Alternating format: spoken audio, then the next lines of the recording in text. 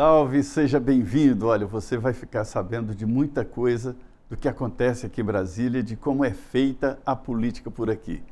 Diretamente dos estúdios da Jovem Pan, aqui no Planalto Central do país, vamos colocar os pontos aqui e o que acontece em toda a vida política. Hoje o nosso convidado para essa conversa boa é o deputado Hélio Lopes. Ele é do PL, do Rio de Janeiro, do grupo do ex-presidente Jair Bolsonaro, e que já está aqui bem articulado, até aprovando leis, é deputado já completamente integrado aqui nesse mundo político de Brasília, né? É um local diferente, eu era do Rio, mas é maravilhoso. A gente aprende cada dia aqui e muito feliz por ser deputado federal pelo Rio de Janeiro, representando a minha terra e podendo aprovar projetos para melhorar a situação do povo brasileiro. A gente não tem praia como tem o Rio de Janeiro. Mas Brasília é uma cidade boa, né? Eu sou mineiro, vim aqui em virtude do trabalho como o senhor, né? Mas já faz muito tempo. Gostei de Brasília, é uma cidade boa, né? Boa. Também gosto de Brasília, minha família gosta de Brasília. Me sinto muito bem aqui. Se adaptou, né? Se adaptou. Mas o senhor também se adaptou a vários lugares. Militar, ele perambula e leva a família junto, né? O senhor já morou em que estados? Morei no Amazonas, servi em São Gabriel da Cachoeira. Morei também em Porto Velho, Rondônia. Uhum. E Minas? Minas eu fiz de escola, Montanhas, Três Corações. Três Corações, né? O senhor é da escola de sargentos lá, né? Escola de Sargento, Três Corações, a ESA, Escola de Sargento. E sou filho de mineiro, meus pais são de Viçosa. Viçosa, lá na Universidade de Viçosa. Deputado, como foi essa ideia de entrar na política? É porque eu nasci no município Queimados, um dos mais violentos do Rio de Janeiro. Hoje, graças a Deus, não mais, naquela época lá atrás. Então a gente via tudo que acontecia, achando que pudesse melhorar a situação do local. A gente entrou para a vida política como vereador, não fui eleito, e depois como parlamentar. Deus abençoou que eu fui eleito. Pois é, e o senhor se notabilizou muito ali da proximidade do ex-presidente Jair Bolsonaro, né? Durante todo o processo, durante a campanha, eu pude ver que ele tem um carinho enorme pelo senhor, né? Gosta muito, fica, vem cá, Hélio, e tal, toda hora chamando o senhor. Como é que começou essa proximidade com o Bolsonaro? O senhor era contemporâneo de quartel? Não, quando eu cheguei em 93, no batalhão de polícia do Exército, o Bolsonaro já era deputado. Mas desde aquela época, na década de 90, a gente já tem um vínculo de amizade, de conhecimento.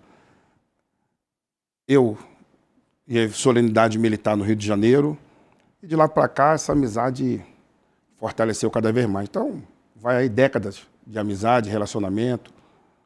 Não falo que é um amigo, eu falo que é um irmão, que a vida me deu. Quando ele era presidente da República, o senhor sempre estava lá no Palácio, a gente se encontrava por lá, né? Sempre. E hoje o ex-presidente Jair Bolsonaro está em prisão domiciliar. O senhor foi recentemente Tive lá com ele, sim, né? tive dia 21, terça-feira. Conversamos bastante, ele não soluçou. Aquele cidadão que continua amando o Brasil, tem muito carinho e está lá preso injustamente por um crime que não cometeu. Ele não estava no Brasil quando aconteceu tudo isso, ele estava nos Estados Unidos, mas condenado sem ter cometido um crime, por incrível que pareça. Ele está tranquilo, tá? Eu achei que ele não soluçou, conversamos sobre várias coisas, eu achei que, claro... Relembrou tempos antigos? Lembrei os tempos antigos, não tem como você falar de um cidadão que injustamente está preso, sem ter cometido um crime, com uma tornozeleira. Um cidadão que não pôde fazer a festa de 15 anos, ele não conseguiu fazer a festa de 15 anos da sua filha. O filho dele, Eduardo Bolsonaro, está nos Estados Unidos, junto com os netos e a esposa. Os irmãos não estão podendo visitar o Bolsonaro. Então, assim, tudo isso afeta. Mas, mesmo assim, ele tem um modo particular de resiliência. E acredita muito em Deus. Então, eu também acredito que ele vai voltar. Então, foi um papo bem ameno, bem tranquilo. Como é que está a rotina dele? Acorda? É porque eu cheguei, ele estava me esperando na visita, então não tem como saber. Dentro de casa, ele falou rotina. Assim, Não conversamos bem sobre rotina, não. Falamos sobre Brasil, falamos sobre nossas épocas, que pudesse descontraí-lo. E eu acho que eu consegui, porque ele não soluçou, ele conversou bastante, é um conselheiro. Como muita gente que diz ali que o senhor é muito próximo dele, é uma sombra do Bolsonaro. Isso incomoda o senhor? Não incomoda não, pelo contrário. Eu sei até orgulhoso quando o pessoal fala fiel escudeiro, o segurança do Bolsonaro, sombra do Bolsonaro, Hélio Bolsonaro. Para mim é uma satisfação quando te compara com a pessoa que fez o bem pelo Brasil. O senhor até colocou o nome, né? Isso, Hélio Bolsonaro. Aí a Justiça Eleitoral exigiu a retirada, não é isso? A Justiça Eleitoral, no entendimento dela, não podia colocar Hélio Bolsonaro, mesmo com uma autorização do Bolsonaro. Ele pode usar meu nome, mesmo assim a Justiça entendeu que não deveria usar. Isso. Mas o senhor é bem conhecido como Hélio Lopes, né? Hélio Lopes, Hélio Negão, muita gente me chama também de Hélio Bolsonaro, fiel escudeiro do Bolsonaro. Uhum. Deputado, como é que o senhor está vendo esse grupo? Que o senhor participou ali do grupo mais próximo do ex-presidente. Como é que está esse grupo? Pode se dividir agora nas eleições? Eu acho que não. Eu acho que é até bom, uma pergunta muito boa, assim, pertinente, até para poder falar que o Bolsonaro, ele continua firme com seus propósitos. E aproveitar para falar para o pessoal, só quem pode falar pelo Bolsonaro é a família, que é esposa, filhos. Então, quando conversa com a esposa e com os filhos, continuam unidos. Não vejo separação, não vejo não. Eu acho que a direita é que está meio, né, fracionada entre governadores candidatos, o grupo do ex-presidente.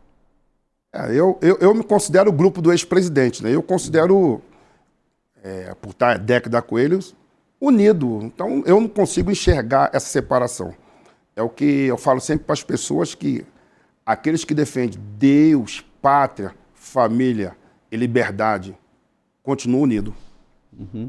O PL, ele tem ali uma parte do ex-presidente Jair Bolsonaro, mas tem também, né, um grupo ali, raiz do PL, aliados antigos do Valdemar. Como é que é essa convivência do senhor com esses deputados mais antigos?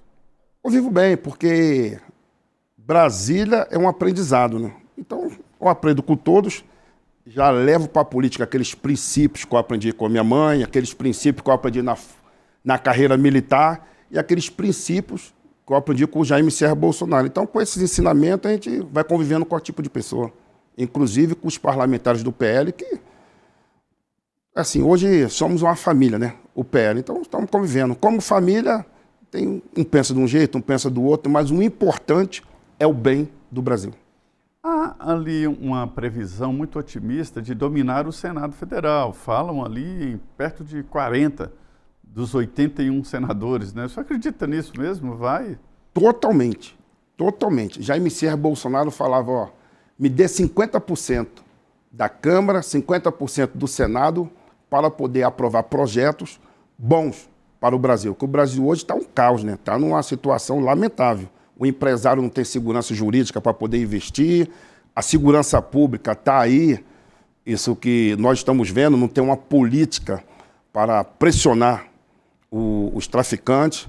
Então, eu acho que a gente vai conseguir mudar muita coisa tendo 50% do Senado. Eu acredito que até mais de 50% nós vamos conseguir. Ultimamente, eu disse que a direita está dividida. Na verdade, é que existem várias expectativas do mesmo grupo, né? São os governadores que não podem ser reeleitos e que são candidatos. Exemplo do Ronaldo Caiado, que é do grupo de direita, né? O Ratinho Júnior, que também é do grupo. O Zema, de Minas Gerais. O Eduardo Leite, que está bem entrando aí. E, principalmente, o governador de São Paulo, Tarcísio de Freitas. Houve um momento em que o Tarcísio de Freitas elaborou meios ali de ser o candidato à presidência da República, com apoio da classe empresarial e de partidos importantes. Houve um fechamento de vários partidos com o Tarcísio de Freitas. Mas a impressão que eu fiquei é que houve ali um freio do seu grupo, né, o grupo do ex-presidente Jair Bolsonaro, dizendo, olha, espera aí, quem é o candidato à presidência? É o Bolsonaro. É por aí? Foi assim? Não foi nem freio, é porque o nosso candidato, o candidato da direita, quem representa a direita, no meu caso, eu acredito fielmente, Jaime Serra Bolsonaro, que defendendo os nossos valores, que materializou tudo aquilo que a população de bem acredita. Então, Jaime Serra Bolsonaro é o candidato, respeitando os outros governadores, mas para presidente, Jaime Serra Bolsonaro. Pois é, mas ele está inelegível, né? Tem 2 processos já concluídos no TSE em que ele está inelegível. E mais uma condenação no Supremo. Então, ficou uma candidatura meio assim, impossível. Maria, eu como cristão evangélico... Você não vai dizer que impossível é Deus pecar, não, né? como cristão evangélico, eu confio e acredito que vamos reverter esse quadro. É só pegar como base a decisão do Fux. O Fux foi a decisão que colocou às claras que o Bolsonaro não era para ter sido julgado ali pelo STF, ali na primeira turma, e que a condenação foi uma condenação injusta. Então, baseado nisso, a gente tem que dar tempo ao tempo. Mas, de qualquer maneira, ele continuaria inelegível mesmo se houver uma reversão da decisão do Supremo, né? Depois que eu vi o que aconteceu nesse Brasil, o Lula cometeu um crime, condenado em 1, 2 instâncias, com prova, vamos dizer assim, material, fizeram ali um malabarismo jurídico, pegaram uma filigrama e falaram que não era para ser julgado no Paraná, era aqui, então voltou tudo que julgou ele voltou para outra instância para que ele fosse candidato. O Bolsonaro que não cometeu crime, e essa punição que colocaram da Justiça Eleitoral compete ao presidente. Não é crime o presidente reunir com embaixadores.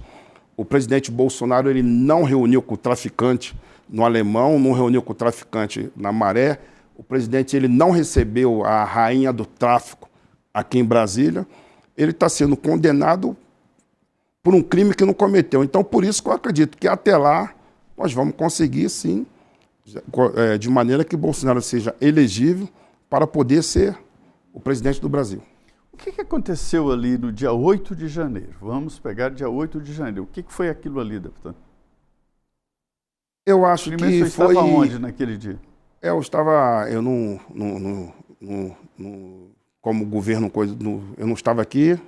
E todo mundo se lembra, né? Onde acho que eu estava no Rio de Janeiro, lá em Austin. Eu estava quando aconteceu tudo isso, estava lá. Assim, foi uma manifestação. Eu sempre falo para as pessoas, uma manifestação não tem ali como tipificar aquela manifestação por crimes, como o judiciário, como foi condenado. Não tem como caracterizar, dizer que foi golpe, porque ninguém dá golpe contra uma instalação pública. E como é que vai ter golpe se não tem as Forças Armadas, não tem a sociedade como toda? Ali foi manifestante. A gente esperava que fosse ter a individualização da pena, não está tendo duplo grau de jurisdição, porque estão sendo jogados no STF. Ali, mas a pessoa que escreve numa estátua ali, perdeu um mané, pegar 14, 15 anos, então é um... Não, mas ela pegou 14, 15 anos, porque escreveu Mané, que é uma parte, também outras coisas, e participou. São 5 crimes, né? Não é porque...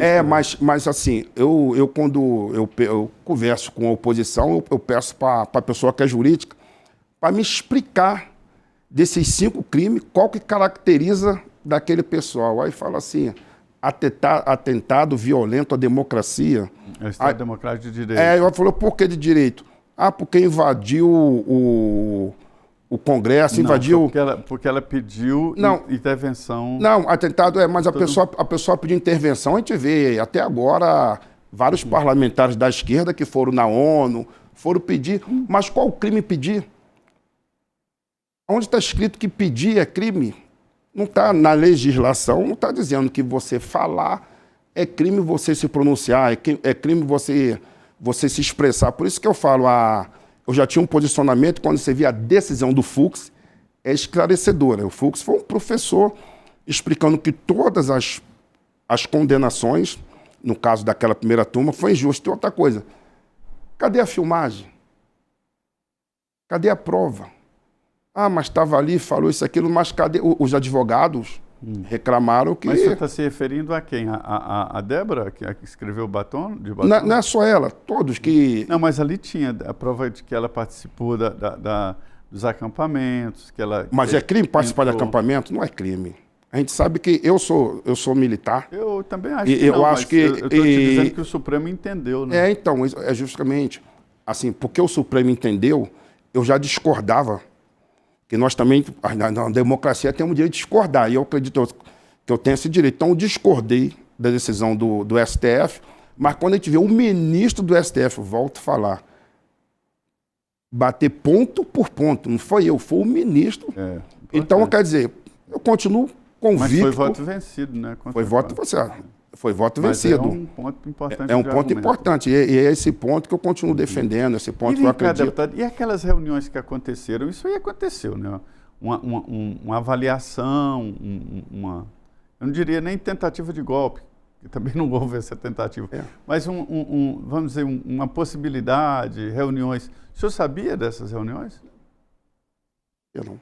Existia ali no Palácio algum que eu saiba, não. Clima assim de... Que eu saiba, não.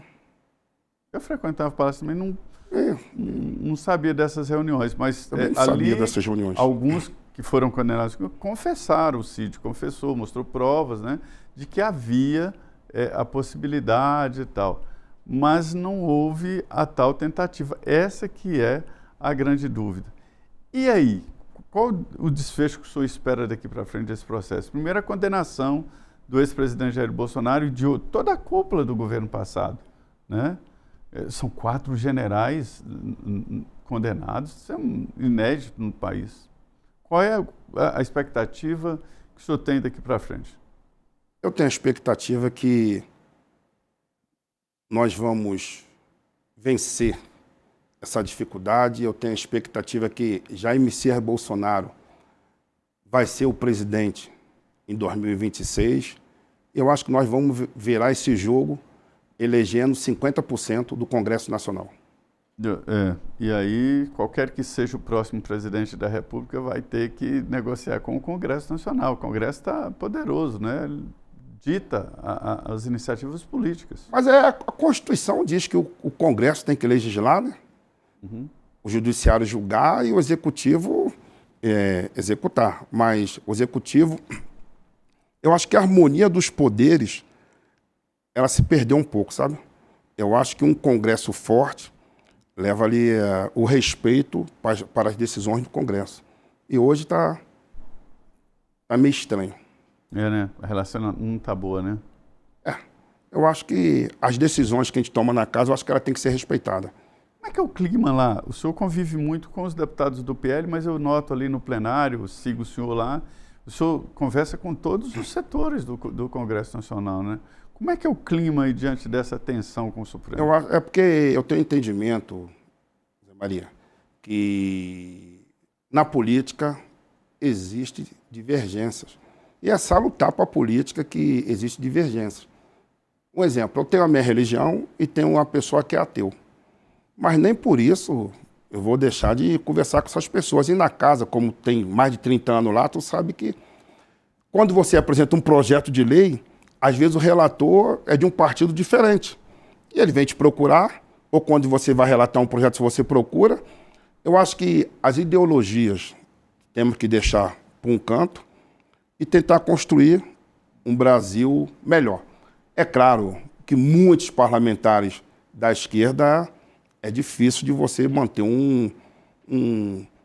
uma relação de convivência. Mas eu trago de casa, que independente do que a pessoa pensa ou acredita, eu acho que um bom dia, uma boa tarde não faz mal para ninguém, não.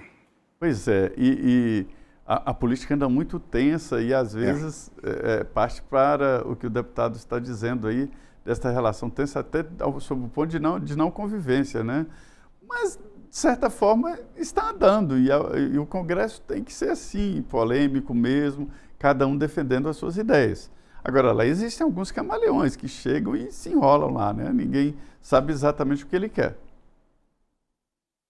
Eu tenho meu posicionamento definido e ali são 513 CPFs diferentes, né? E chegaram lá de uma forma diferente ou de outra e lá... Cada um é uma instituição ali, né? A parte, cada uma instituição, cada um defende seu legado que levou até lá e que chegando lá, às vezes ele tem a oportunidade de aprender o que a casa ensina e escolhe a sua bandeira e o povo que vai dizer se ele merece ser reeleito ou não.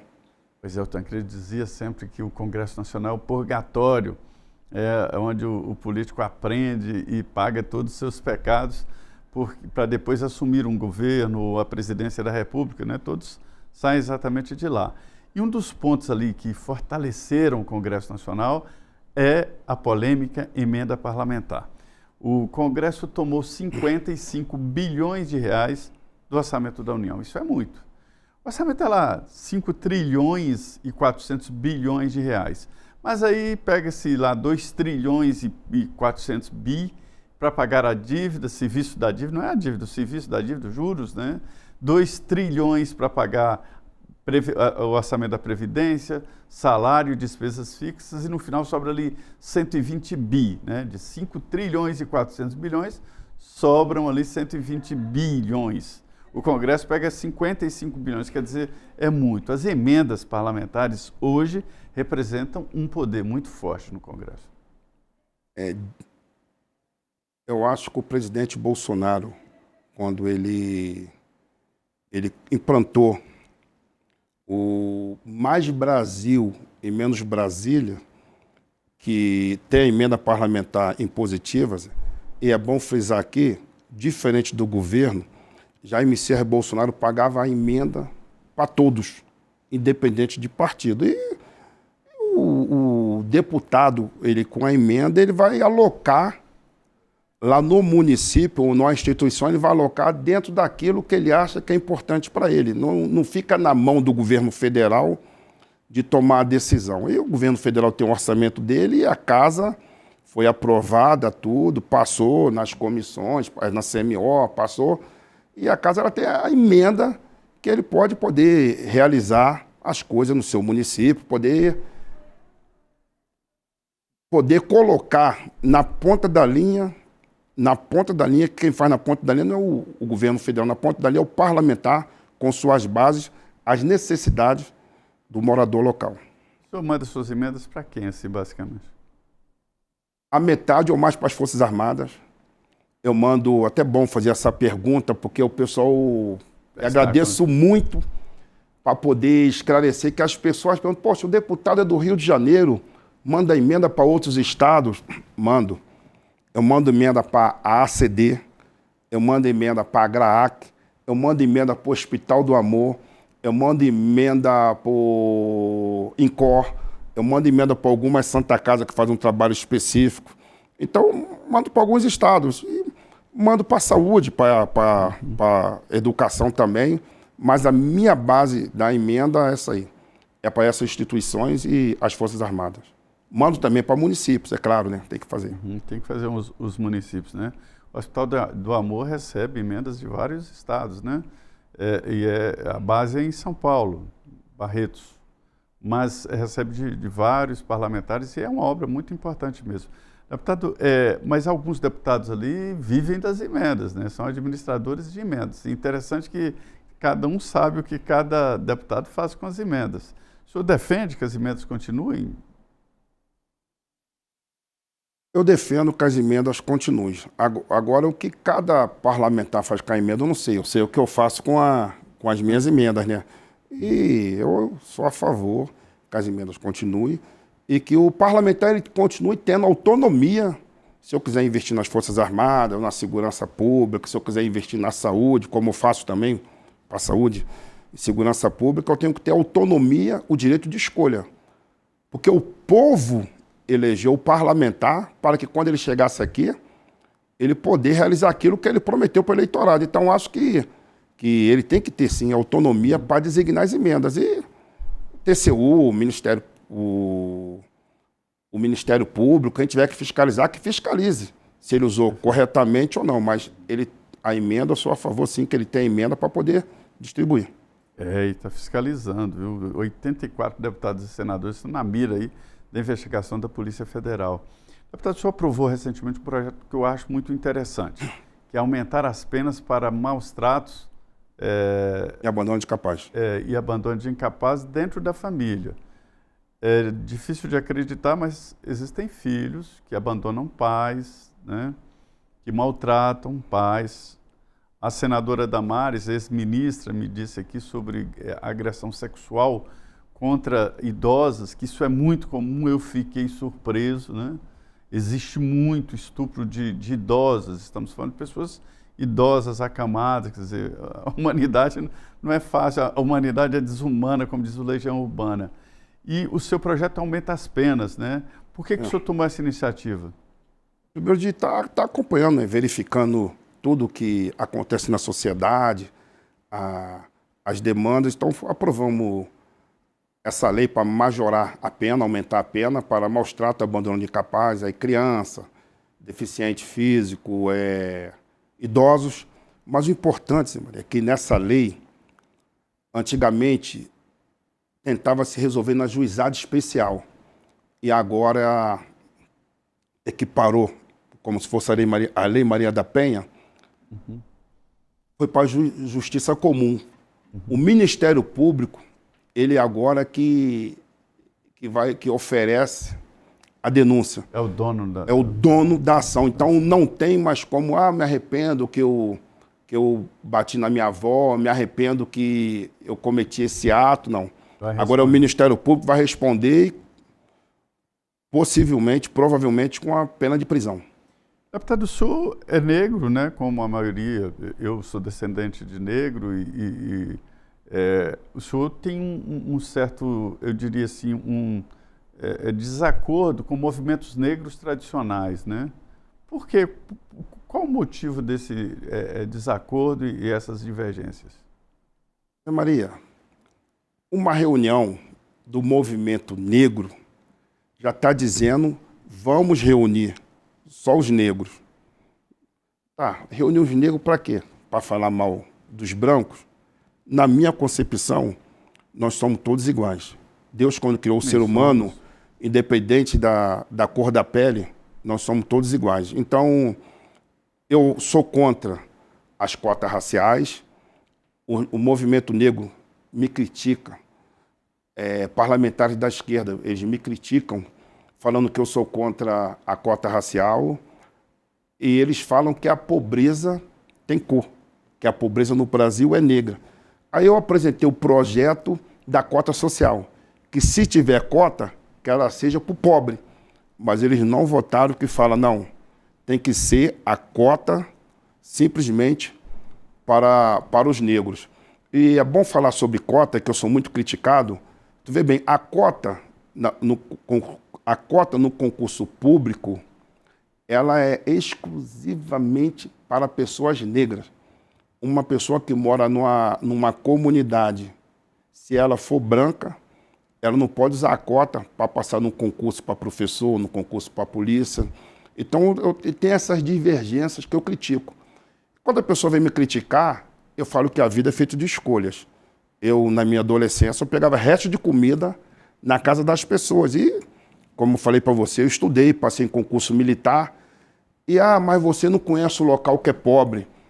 Na onde minha mãe mora, que eu durmo lá no Rio de Janeiro, foi chegar água tratada, agora 2020, 2021. Então, quando essas pessoas vêm tentar me explicar, que você não conhece um sofrimento, o que o povo negro sofre, eu falei, eu conheço, eu tive 3 sobrinhos que morreram envolvidos com o tráfico de droga, o uso de drogas. Então, eu sou contra essa narrativa que a esquerda coloca e entendo o posicionamento dele, mas sou desrespeitado por pensar diferente. Então, não abaixo a cabeça, eu judicializo, apesar de judicializar e a justiça ter o entendimento que é normal ser criticado, mas a gente continua nessa luta e eu acho que o Brasil está melhorando muito. Muito bem. Deputado, eu queria agradecer muito a sua participação, a sua vinda aqui aos estúdios da Jovem Pan, e a nossa função é exatamente essa, mostrar a você como funcionam as entranhas da política aqui. Você sabe que a política manda na sua vida, né? Muito obrigado.